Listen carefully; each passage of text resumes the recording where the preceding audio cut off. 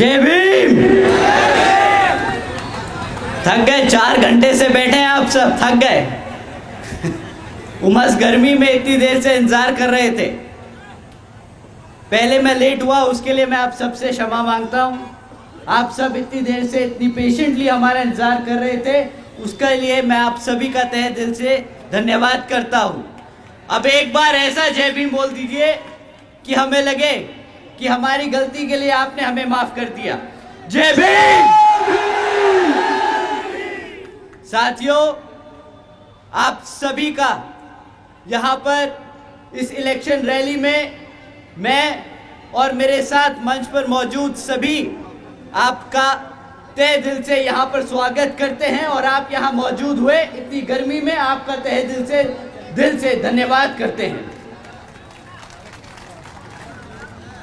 साथियों, सबसे पहले मैं अपने सभी संतों, गुरुओं व महापुरुषों को, जिसमें खासकर महात्मा ज्योतिबा फूले, छत्रपति शाहू जी महाराज, नारायण गुरु, तांतिया भील मामा जी, पेरियार रामास्वामी जी, बाबा साहब डॉक्टर भीमराव अंबेडकर जी एवं मान्यवर साहब श्री काशीराम जी को नमन करता हूँ।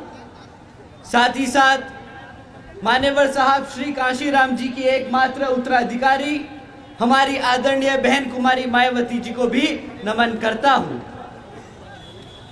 उत्तर प्रदेश की 4 बार मुख्यमंत्री, लोकसभा व राज्यसभा की कई बार सदस्य रही आदरणीय बहन कुमारी मायावती जी, जिन्होंने अपने सभी SC, ST, OBC एवं अल्पसंख्यक समाज के साथ साथ सर्व समाज में से गरीबों और कमज़ोरों के लिए अपना पूरा जीवन समर्पित किया, तो मुझे गर्व है कि मुझे ऐसे महान नेता के नेतृत्व में काम करने का मौका मिल रहा है।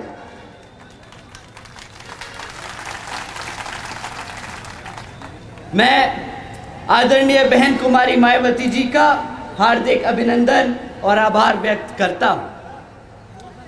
साथ ही साथ आज यहाँ मंच पर मौजूद हमारे सभी छोटे बड़े पदाधिकारी और सभी कार्यकर्ता गण के साथ साथ पूर्व विधायक और जो आपके यहाँ पे आज आपके बीच खड़े हैं, हमारे धिबनी सीट से बलबीर सिंह जी का तहे दिल से स्वागत करता। साथियों, जब बाबा साहब भीमराव अंबेडकर जी ने भारत का संविधान लिखा था, तो वह एक समता मूलक समाज की स्थापना करना चाहते थे और बाबा साहब डॉक्टर भीमराव अंबेडकर जी ने लोकतंत्र की कुछ इस तरह व्याख्या की थी। ये अंग्रेजी में है, मैं पहले अंग्रेजी में बोलूंगा, फिर हिंदी में इसका मतलब समझाऊंगा। A form and a method of government whereby revolutionary changes in the economic and social life of people are brought about without bloodshed। साथियों, बाबा साहब के विचारों का भारत कुछ इस तरह था। साथियों, जहां पर स्कूलों में बच्चों के बीच भेदभाव ना हो, ऐसा है बाबा साहब के विचारों का भारत। जहां पर महिलाओं पर अत्याचार ना हो, ऐसा है बाबा साहब के विचारों का भारत। जहां पर हर जाति और धर्म को बराबर का सम्मान मिले, ऐसा है बाबा साहब के विचारों का भारत। परंतु साथियों, हमारे MP में बीजेपी की सरकार संविधान के हिसाब से नहीं, बल्कि कुछ मनुवादी सोच रखने वाले लोगों के हिसाब से चल रही है। साथियों, श्रीमती भारती कसडेकर जी और उनके परिवार के बारे में आप सभी जानते हैं कि किस तरह इनके परिवार के 5 सदस्यों की हत्या कर दी गई। परंतु साथियों, हैरानी की बात इन 5 लोगों की हत्या नहीं, हैरानी की बात तो यह है कि जब श्रीमती भारती जी 200 किलोमीटर पैदल चलकर अपने ही समाज के गवर्नर से मदद मांगने पहुंची, तो गवर्नर साहब ने उनसे मिलने से ही इनकार कर दिया। जिस सरकार में अपने ही समाज के लोग मदद करने से इनकार कर दे, वो सरकार के बारे में मैं क्या ही कहूं। साथियों, क्या इसी तरह की सरकार को आपने वोट करके सत्ता में लाने के लिए कहा था? जवाब दीजिए साथियों, क्या ऐसी सरकार को हक है सत्ता में बैठने का जो अपने समाज की मदद ना कर सके? साथियों, आपने रामजी लाल अहिरवार जी का भी नाम सुना होगा। जी साथियों, मैं उन्हीं रामजी लाल अहिरवार जी की बात कर रहा हूं जिनकी दो मनुवादी सोच रखने वालों ने पीट पीट कर हत्या कर दी, सिर्फ इस बात पर कि उन्होंने उन्हें सिगरेट के लिए माचिस नहीं दी। साथियों, ये उस सरकार का शासनकाल है जो तरक्की की बात करते हैं, जो दावा ठोकते हैं कि हमने भारत को पहला पिछड़े समाज से प्रधानमंत्री दिया। क्या उस भारत के प्रधानमंत्री के उस प्रधानमंत्री के भारत में ऐसा शासनकाल चल रहा है जहां पे हमारे समाज के इस व्यक्ति को एक माचिस की तिल्ली ना देने पर मार मार के हत्या कर दी जाए? बताइए साथियों, ऐसा है क्या ये भारत? साथियों, अभी 4 दिन पहले की बात है, आप सबने सुना होगा कि किस तरह एक 15 साल की बच्ची का बलात्कार कर उस उज्जैन की सड़कों पर फेंक दिया मरने के लिए। यहां पर साथियों, ये सिर्फ कुछ घटनाएं हैं उन 16,950 में से जिनके आज भी परिवार दर्द से गुजर रहे हैं, जिनका दुख हम शब्दों में बयान नहीं कर सकते। उस कांग्रेस और बीजेपी वालों की अगर मैं दोनों शासनकाल के दिन मिलाकर आप सबके सामने रख दूं तो वो भी कम पड़ जाएंगे जितने यहां पे पिछले 5 साल में हत्या और कांड हुए हैं। पर अब और नहीं साथियों, अब कमलनाथ जी और शिवराज जी को ना हम भूलने देंगे और ना हम उन्हें कभी बता देंगे। हम उन्हें बता देंगे कि पिछले 5 साल में 16,950 से हमारे परिवारों के सदस्यों के अत्याचारों का बदला हम मध्य प्रदेश की हर एक विधानसभा पर बसपा का परचम लहरा कर लेंगे। साथियों, शिवराज जी ने वादा किया था बहुजन समाज को प्रतिनिधित्व देने का। साथियों, शिवराज जी ने वादा किया था हर वर्ष 10 लाख नौकरियां देने का। साथियों, शिवराज जी ने वादा किया था सरकारी कॉलेजेस में मुफ्त शिक्षा देने का। साथियों, आज मैं आप सबसे पूछता हूं, क्या उनमें से कोई भी वादा पूरा हुआ? कोई भी वादा पूरा हुआ? साथियों, उन वादों को तो ना ही पूछे तो अच्छा होगा, पर जो काम इन्होंने हर करके दिखाए हैं वो काम मैं आपके सामने एक बार रख के दिखाता हूं।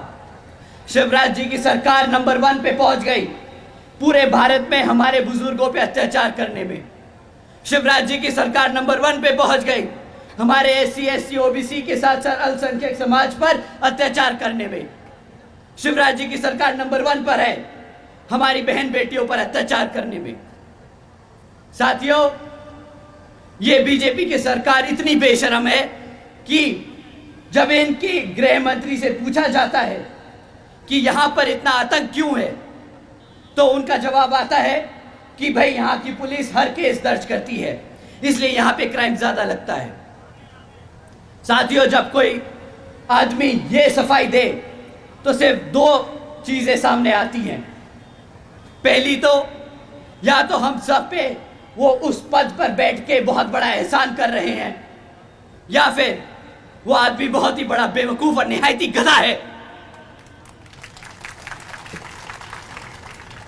दोनों ही मामलों में साथियों उस आदमी को पद पर बैठने का कोई हक नहीं, और जिस मुख्यमंत्री की सरकार में ऐसे काम होने लगे उस मुख्यमंत्री को भी उस सत्ता पे बैठने का कोई हक नहीं।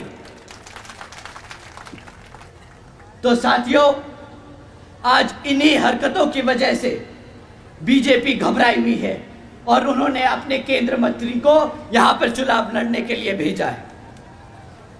पर यहां शायद वो भूल गए हैं कि बसपा ने यहां पर 2 बार मुख्यमंत्री को हराकर वापस भेजा है। तो ये केंद्रीय मंत्री आपके सामने कुछ नहीं। तो साथियों, अब समय आ गया है इस बेकार सरकार को जवाब देने का। साथियों, इस चुनाव में आपको इनके खिलाफ वोट डालकर बसपा को विजय बनाना होगा। और साथियों, कांग्रेस तो इतनी नालायक है कि बेचारों के पास इतने साल सत्ता में रहने के बाद भी आपके बीच आकर कुछ काम बताने को नहीं है। आती है, हर 5 साल में एक मैनिफेस्टो जारी करती है और फिर भूल जाती है। और उसके पास सबसे दूसरा बड़ा हथियार क्या है? हमारे को रोकने के लिए, हमारे साथियों को गुमराह करने के लिए कि बीएसपी बीजेपी की बी टीम है। वो ज्यादा से ज्यादा बस यही बोल सकते हैं। साथियों, ये आपको गुमराह करने के हथकंडे हैं और कुछ नहीं। इनके इस हथकंडों से आपको घबराना नहीं और आपको बिखरना नहीं। सरकार से वो बेचारे घबराते हैं। वो घबराते हैं इस बात से कि अगर बीएसपी सरकार में आ गई तो यहाँ पर भी हमारे एससी, एसटी, ओबीसी एवं अल्पसंख्यक समाज के साथ साथ सर्व समाज में से गरीबों और कमजोरों वर्ग की भी उसी तरह इज्जत और सम्मान से के साथ जीवन व्यापन हो पाएगा जिस तरह से यूपी में पिछले 5 साल में रहा जब बहन जी का शासनकाल था। साथियों, आज जब बहन जी की सरकार को लोग याद करते हैं तो उन्हें याद आता है वो समय जब बहन जी ने सावित्रीबाई फुले बालिका शिक्षा योजना के तहत 7 लाख से ज्यादा बच्चियों को 12वीं तक की शिक्षा प्राप्त करने हेतु 600 करोड़ से ज्यादा लागत इन बच्चियों पर अब खर्च कर इनको अपने पैरों पर खड़ा कर एक उज्जवल भविष्य देने के लिए खर्ची।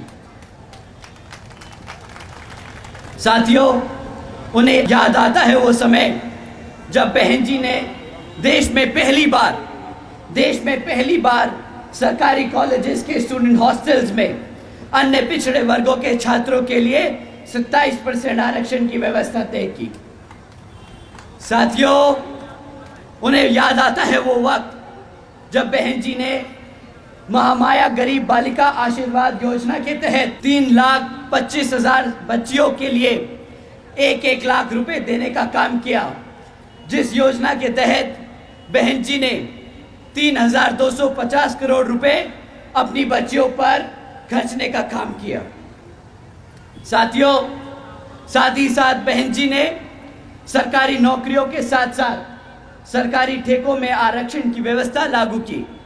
और साथ ही याद करते हैं वो समय कि किस तरह बहन जी ने सरकारी नौकरियों की भर्ती पर लगी रोक को हटाकर बहुजन समाज के साथ साथ सर्व समाज के सभी जरूरतमंद लोगों को नौकरी देने का काम किया। साथियों, बहन जी ने प्रदेश में व्यावसायिक technical institutions, engineering colleges, polytechnic एवं इंडस्ट्रियल ट्रेनिंग इंस्टीट्यूट्स में अन्य पिछड़े वर्गों के लिए 27% सीटों की आरक्षण तय की।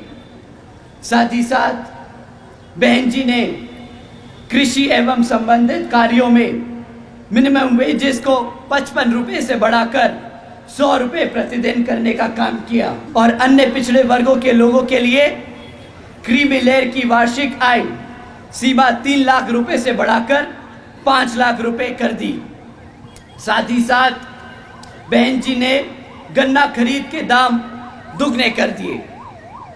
आदरणीय बहन जी ने अपने शासनकाल में 90,000 से अधिक शिक्षकों को सरकारी नौकरी दी, 1 लाख से अधिक सफाई कर्मचारियों को भर्ती किया, 2 लाख से अधिक जवानों को पुलिस फोर्स में भर्ती किया। और साथियों, बहन जी ने काम अपने 5 साल के शासनकाल में इस कदर किए ताकि हमारे समाज के लोगों को अपना प्रदेश छोड़कर जाने की जरूरत ना पड़े अपना पेट पालने के लिए। तो साथियों, हमें बाबा साहब के बताए रास्ते पर चलकर, मान्यवर साहब के बताए तरीकों का इस्तेमाल कर और बहन जी के बेबाक अंदाज को अपनाना होगा दिल और दिमाग से। तो समय आ गया है कि हम सब एकजुट होकर समाज के हर एक व्यक्ति को बसपा से जोड़ बता दें कि हम आ रहे हैं हर उस चीज़ के लिए जो इस संविधान में हमारे गुरु देकर गए हैं, बाबा साहब डॉक्टर भीमराव अंबेडकर जी। साथियों, इन्हीं कुछ बातों को ध्यान में रखकर बीएसपी ने जीजीपी के साथ गठबंधन कर यहां पर चुनाव लड़ने का निर्णय लिया है।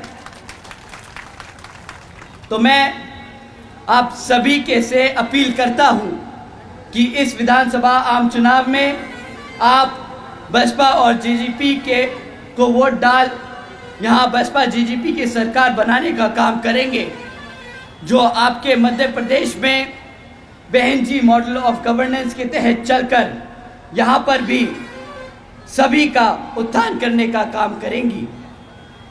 अंत में एक बार दोबारा से मैं यहाँ मौजूद सभी माताओं, बहनों, बड़े बुजुर्ग, हमारे युवा साथी, हमारे यहाँ पर आए मीडिया बंधु, आप सभी का मैं तहे दिल से धन्यवाद करता हूँ। जय भीम, जय भारत, जय बहन जी।